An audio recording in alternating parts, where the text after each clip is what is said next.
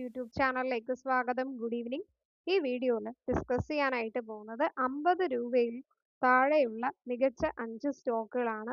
അപ്പോൾ ഇത് ഭാവിയിൽ ഉയരാൻ സാധ്യതയുള്ള ഒരു സ്റ്റോക്കുകളുടെ ഫ്യൂച്ചർ ഓറിയന്റേഷൻ ഉള്ള ഒരു സ്റ്റോക്കാണ്. അപ്പോൾ വിദഗ്ധർ ഇനിയും ഉയരാൻ സാധ്യതയുണ്ട് എന്ന് ദീർഘകാലം നമുക്ക് പോർട്ട്ഫോളിയോയിൽ ആഡ് ചെയ്യാൻ പറ്റും എന്നുള്ള രീതിയിൽ സജസ്റ്റ് ചെയ്തിരിക്കുന്ന 5 സ്റ്റോക്കുകളാണ്. അപ്പോൾ അത് ഏതൊക്കെ സ്റ്റോക്കുകളാണെന്ന് നോക്കാം. അതിനു മുന്നേ ഡിസ്ക്ലൈമർ ആവർത്തിക്കുകയാണ്. ഞാൻ സെബി രജിസ്റ്റേർഡ് ആയിട്ടുള്ള അനലിസ്റ്റ് അല്ല. ഈ വീഡിയോ എഡ്യൂക്കേഷൻ പർപ്പസിന് വേണ്ടിയാണ്. അപ്പോൾ ഇതിൽ പറയുന്ന എല്ലാത്തിലും പോയി ഇൻവെസ്റ്റ് ചെയ്യാനല്ല പറയുന്നത്. അപ്പോൾ ഇതൊരു ജസ്റ്റ് ഇൻഫർമേഷൻ വീഡിയോ ആണ്. സോ അതുകൊണ്ട് നിങ്ങൾ എന്ത് ചെയ്യുക, ഇതിന്റെ വാല്യുവേഷൻ ഫണ്ടമെന്റൽസ് ഒക്കെ ചെക്ക് ചെയ്തതിന് ശേഷം നിങ്ങൾക്ക് ഏത് സ്റ്റോക്ക് ബെറ്റർ ആണ് എന്ന് തോന്നുന്നുണ്ടോ അതിൽ മാത്രം ഇൻവെസ്റ്റ് ചെയ്യാനാണ് ഇത് പറയുന്നത്. ഓക്കെ, അപ്പോൾ നമുക്ക് വീഡിയോയിലേക്ക് കിടക്കാം.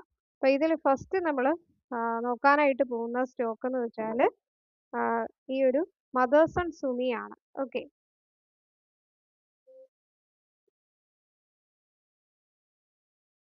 സോ മദേഴ്സൺ സുമി വയറിംഗ് ഈ ഒരു സ്റ്റോക്കാണ്. അപ്പോൾ ഇവർ മാർക്കറ്റ് ലീഡർ ആണ് വയറിംഗ് ഇൻഡസ്ട്രിയിൽ തന്നെ. ഇവർക്ക് മാർക്കറ്റ് ഷെയർ ഓവർ 40% ആണ് ഉള്ളത്. 41 റുപ്പീസിലാണ് ട്രേഡ് ചെയ്യുന്നത്. അപ്പോൾ പ്രൈസ് വെച്ച് നോക്കുമ്പോൾ PE ഇത്തിരി കൂടുതലാണ്. അങ്ങനെ ROCE ROE കുഴപ്പമില്ല. ഡിവിഡൻഡ് yielding 1.41%, ഡിവിഡൻഡ് തരുന്ന ഒരു സ്റ്റോക്കാണ്. ഡെപ്റ്റ് ടു ഇക്വിറ്റിയും 0.11%, പ്രൊമോട്ടർ ഹോൾഡിംഗ് 61.7% ആണ് ഉള്ളത്. അപ്പോൾ ഈ ഒരു സ്റ്റോക്ക് ഒരു 45 ബ്രേക്ക് ചെയ്യുകയാണെങ്കിൽ 50 ആ ഒരു റേഞ്ച് ടാർഗറ്റ് ഉദ്ദേശിക്കുന്ന ഒരു സ്റ്റോക്കാണ്. അപ്പോൾ ഈ ഒരു സ്റ്റോക്ക് നല്ല ഉയരാൻ സാധ്യതയുള്ള സ്റ്റോക്കിൽ ഫസ്റ്റ് റെക്കമെൻഡ് ചെയ്തിരിക്കുകയാണ്. ഓക്കെ, അപ്പോൾ ഇവരുടെ ക്വാർട്ടർലി റിസൾട്ട് ബെറ്റർ ആയിട്ടുണ്ട്. അപ്പോൾ അത് മാത്രമല്ല ഈ ഒരു സ്റ്റോക്ക് ഈ ഓട്ടോമൊബൈൽ ഓട്ടോ കമ്പോണൻസിൽ തന്നെ ലാസ്റ്റ് പ്ലേസിൽ വന്നാലും നല്ല ഒരു ഗ്രോത്ത് ഉള്ള സ്റ്റോക്കാണ്. ഇവരുടെ സെയിൽസ് ഇൻക്രീസ് ആയിട്ടുണ്ട്. അതുപോലെ തന്നെ ബാലൻസ് ഷീറ്റ് നോക്കിയാലും റിസർവ്സ് നല്ലോണം മെയിൻറ്റെയിൻ ചെയ്തിരിക്കുന്നു.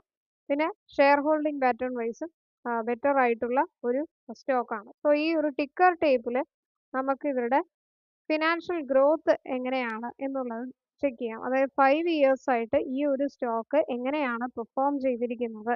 അപ്പോൾ അത് ഏത് സ്റ്റോക്കായാലും നമ്മളത് കമ്പാരിസൺ ചെയ്യുക തന്നെ വേണം. അത് നോക്കിയതിന് ശേഷം നിങ്ങൾ ഈ ഒരു സ്റ്റോക്ക് ലോങ് ടേമിന് ഫോക്കസ് ചെയ്യുന്നത് ബെറ്റർ ആയിരിക്കും. അപ്പോൾ മദേഴ്സൺ സുമി വയറിംഗ് ഈ ഒരു സ്റ്റോക്കിന്റെ ഡീറ്റെയിൽസ് നമുക്ക് നോക്കാം. അപ്പോൾ 1 ഇയറിൽ ഈ ഒരു സ്റ്റോക്കിന്റെ റിട്ടേൺസ് 5% ആണ്. അതുപോലെ 5 ഇയേഴ്സിൽ 39% ആയിട്ട് വർദ്ധിച്ചിരിക്കുന്നു. അപ്പോൾ ഫിനാൻഷ്യൽ വൈസ് എങ്ങനെയാണെന്ന് മനസ്സിലായാലോ, ഗ്രോയിങ് ആയിട്ടുള്ള ഒരു സ്റ്റോക്കാണ്.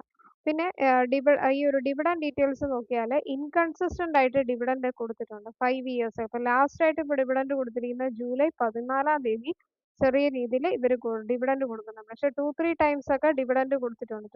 2025 2 times interim dividend final dividend കൊടുത്തിട്ടുണ്ട്.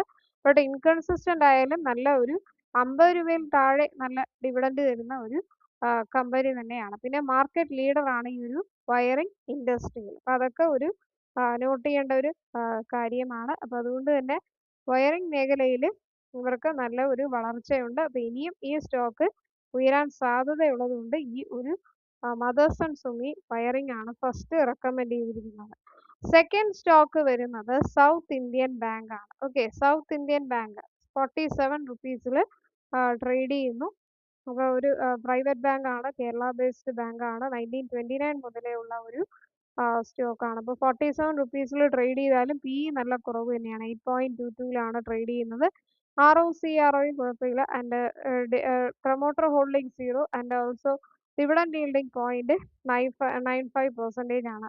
അപ്പോൾ ഈ ഒരു സ്റ്റോക്ക് കോമ്പറ്റീറ്റേഴ്സുമായിട്ട് കമ്പയർ ചെയ്യുമ്പോഴത്തേക്ക് എത്രാമത്തെ പ്ലേസിലാണെന്ന് വെച്ചാൽ ലാസ്റ്റ് പ്ലേസിലാണ് വരുന്നത്. ബട്ട് എന്നാലും ഇവരുടെ റവന്യൂ നല്ല ഇൻക്രീസ് ആയിട്ടുണ്ട്. റവന്യൂ ഗ്രോത്ത് ഇൻക്രീസ് ആയിട്ടുണ്ട്. പിന്നെ ബാലൻസ് ഷീറ്റ് റിസർവ്സ് നല്ലോണം മെയിൻറ്റെയിൻ ചെയ്തിട്ടുണ്ട്. Share holding pattern wise FII holdings വർദ്ധിച്ചിട്ടുമുണ്ട്. അപ്പോൾ ഈ ഇത്രയും കാരണങ്ങളാൽ ഈ ഒരു സ്റ്റോക്ക് നമുക്ക് തീർച്ചയായിട്ടും ഫോക്കസ് ചെയ്യാം. കാരണം FII ഹോൾഡിങ്സ് 1.2% വർദ്ധിച്ചിരിക്കുന്നത് വളരെ ഒരു പോസിറ്റീവ് ആയിട്ടുള്ള കാര്യം. പിന്നെ ക്വാർട്ടർലി റിസൾട്ട് മൊത്തത്തിൽ നോക്കിയാൽ ലാസ്റ്റ് ഇയറിനെ കമ്പയർ ചെയ്യുമ്പോഴത്തേക്ക് ബെറ്റർ ആയിട്ടുള്ള ഇൻക്രീസ് ആണ് കാണിച്ചിരിക്കുന്നത്. പിന്നെ ഇവരുടെ 5 ഇയേഴ്സ് ഗ്രോത്തും കൂടി ഒന്ന് നമുക്ക് ചെക്ക് ചെയ്യാം. സൗത്ത് ഇന്ത്യൻ ബാങ്കിന്റെ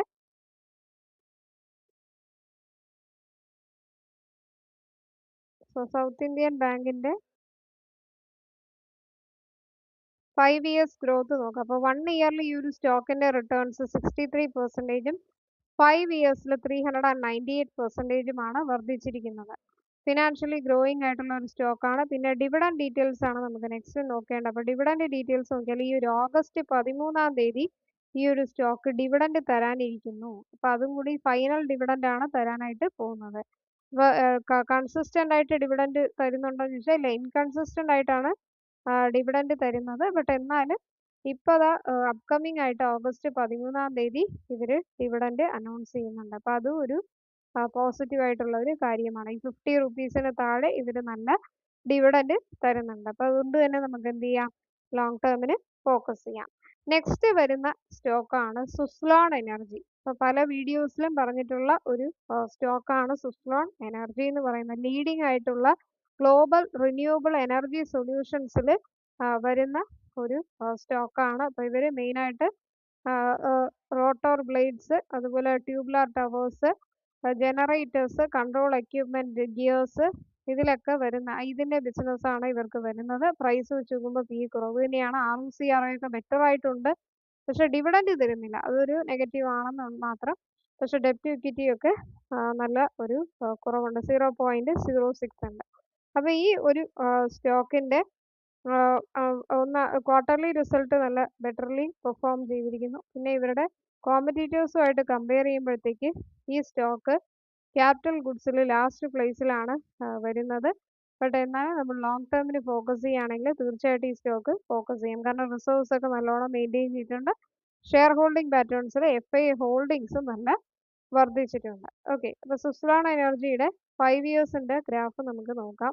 5 ഇയേഴ്സിൽ ഇവരുടെ ഫിനാൻഷ്യൽ ഗ്രോത്ത് ഒക്കെ എങ്ങനെയാണ് എന്നുള്ളത് ചെക്ക് ചെയ്യുന്നു. അപ്പോൾ അതിൽ 1 ഇയറിൽ ഈ ഒരു സ്റ്റോക്കിന്റെ റിട്ടേൺസ് 26% ഇടിഞ്ഞിട്ടുണ്ട്. ആൻഡ് 5 ഇയേഴ്സിൽ 670% വർദ്ധിച്ചിരിക്കുകയാണ്. അപ്പോൾ അത് തന്നെ ഒരു പോസിറ്റീവ് ആയിട്ടുള്ള ഒരു കാര്യം. പിന്നെ ഡിവിഡൻഡ് ഈൽഡിങ് എങ്ങനെയാണ് ഇവർ കൊടുത്തിരിക്കുന്നത്. അപ്പോൾ ലാസ്റ്റ് 5 ഇയേഴ്സ് ആയിട്ട് ഡിവിഡൻഡ് കൊടുത്തിട്ടില്ല എന്ന് പറഞ്ഞിരുന്നു. അപ്പോൾ അതാണ്. പിന്നെ ഇനി അടുത്ത സ്റ്റോക്കിലേക്ക് കിടക്കാം. അപ്പോൾ ഇത് 3 സ്റ്റോക്കുകളായി. ഇനി 4ാമത്തെ സ്റ്റോക്ക് എന്ന് പറഞ്ഞിട്ടുണ്ടെങ്കിൽ യെസ് ബാങ്ക് ആണ്. ഓക്കെ, യെസ് ബാങ്ക് ഇപ്പോൾ കറന്റ് 22 റുപ്പീസിലാണ് ട്രേഡ് ചെയ്യുന്നത്. സോ യെസ് ബാങ്ക് 2003 മുതലേ ഉള്ള ഒരു സ്റ്റോക്കാണ്. Wide range of banking financial services provide ചെയ്യുന്ന സ്റ്റോക്കാണ്. പ്രൈസ് വെച്ചുമ്പോൾ പി കുറവാണ്.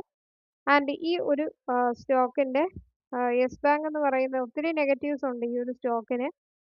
ബട്ട് ഈ ഒരു ഫിനാൻഷ്യൽ സർവീസസിൽ ലാസ്റ്റ് പ്ലേസിൽ വരുന്ന ഒരു ഗ്രോത്ത്. അപ്പോൾ ഇവരുടെ റവന്യൂ ഇൻക്രീസ് ആയിരിക്കുന്നത് ഒരു പോസിറ്റീവ് ആയിട്ടുള്ള ഒരു കാര്യം.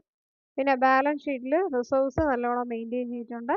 ഷെയർ ഹോൾഡിംഗ് പാറ്റേണിൽ FII ഹോൾഡിങ്സ്, അതുപോലെ DAS ഒക്കെ തന്നെ ബെറ്റർ ആയിട്ട് ഉണ്ട്. ഓക്കെ, അപ്പോൾ അതുകൊണ്ട് തന്നെ ഈ സ്റ്റോക്ക് നമുക്ക് പിന്നെ എല്ലാ മൂഡീസ്, കെയർ, CARE, അതുപോലെ ICRA, S&P ഗ്ലോബൽ പോലുള്ള എല്ലാ റേറ്റിംഗ്സും ഈ ഒരു യെസ് ബാങ്കിന് കൊടുത്തിട്ടുണ്ട്. അപ്പോൾ അതുകൊണ്ട് ഈ സ്റ്റോക്ക് ഇനിയും ഉയരാൻ സാധ്യതയുണ്ട് എന്നുള്ള രീതിയിൽ ഈ സ്റ്റോക്കിന് അവർ പോർട്ട്ഫോളിയോയിൽ ആഡ് ചെയ്യാനായിട്ട് നിർദ്ദേശിച്ചിരിക്കുകയാണ്. Then last but not least avenues A. അപ്പോൾ ഈ ഒരു യെസ് ബാങ്കിന്റെ കൂടി നമുക്ക് ബാക്കി ഈ ഒരു 5 ഇയേഴ്സ് ഗ്രോത്ത് എങ്ങനെയുണ്ടെന്ന് നോക്കാം. യെസ് ബാങ്കിന്റെ 1 ഇയറിൽ ഈ ഒരു സ്റ്റോക്കിന്റെ റിട്ടേൺസ് 21%, 5 ഇയേഴ്സിൽ 81% ആയിട്ട് വർദ്ധിച്ചിരിക്കുന്നു. പിന്നെ ഡിവിഡൻഡ് ഡീറ്റെയിൽസ് ആണ് നമ്മൾ. അപ്പോൾ ലാസ്റ്റ് 5 ഇയേഴ്സ് ആയിട്ട് ഇവർ ഡിവിഡൻഡ് ഒന്നും നൽകിയിട്ടില്ല. ഓക്കെ, അതാണ് ഇവരുടെ ഡീറ്റെയിൽസ്. ഇനി അടുത്തത് അവന്യൂസ് AI ലിമിറ്റഡ്. ഇതാണ് ലാസ്റ്റ് സ്റ്റോക്ക്. അപ്പോൾ ഇത് 50 റുപ്പീസിന് താഴെയുള്ള ഒരു സ്റ്റോക്ക് തന്നെയാണ്. അപ്പോൾ ഇവർ software development services, web development, commerce, ഈ മേഖലയൊക്കെ വളരെ ഇമ്പോർട്ടൻ്റ് ആയിട്ടുള്ള മേഖലയാണ്. ഇപ്പോൾ ഏറ്റവും കൂടുതൽ വളർന്നു വരുന്ന ഒരു മേഖലയും കൂടിയാണ്. ഡിജിറ്റൽ പേയ്മെന്റ് സെക്ടറൊക്കെ മാർക്കറ്റ് ലീഡർ ആണ് ഈ ഒരു സ്റ്റോക്ക്.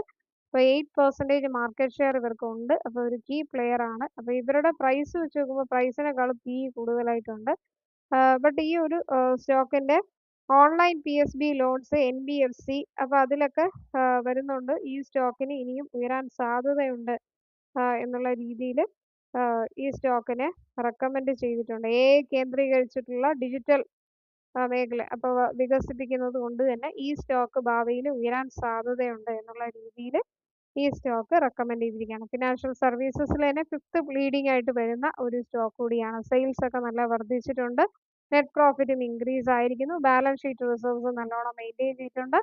പിന്നെ ഷെയർ ഹോൾഡിംഗ് പാറ്റേൺ നോക്കിയാൽ FI ഹോൾഡിങ്സ് വർദ്ധിച്ചിട്ടുമുണ്ട്.